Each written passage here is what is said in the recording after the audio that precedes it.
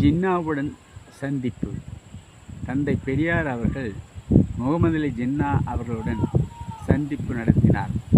8/1/1940 மாலை 5:30 மணி முதல் 8:30 மணி வரை ஜனாப் ஜின்னா தந்தை பெரியார் ஆகியோரின் சந்திப்பு ஜின்னா அவர்களின் இல்லத்தில் நடைபெற்றது.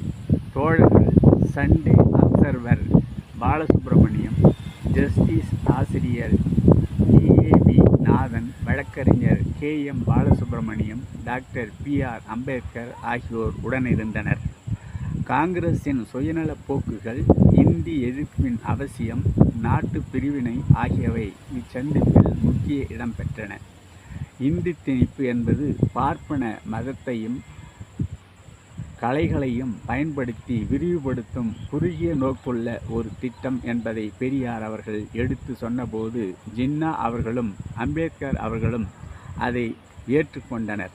மீண்டும் எதிர்ப்பு கிளர்ச்சியை துவக்க இருப்பதாக பெரியார் அவர்கள் அங்கு எடுத்து சொன்னபொழுது ஜனாப் ஜின்னா அவர்கள், நீங்கள் என் பூரண ஆதரவை பெறுவீர்கள் என்று கூறினார்.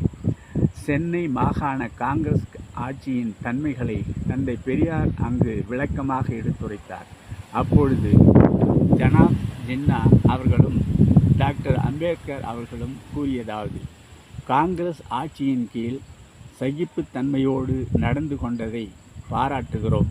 நீங்கள் இதர மாகாணங்களிலும் சுற்றுப்பயணம் செய்து அங்குள்ள பொதுமக்களுக்கு இவ்வுண்மையை உணர்த்த வேண்டும் என்று பெரியாரிடம் வேண்டி கேட்டுக்கொண்டனர்.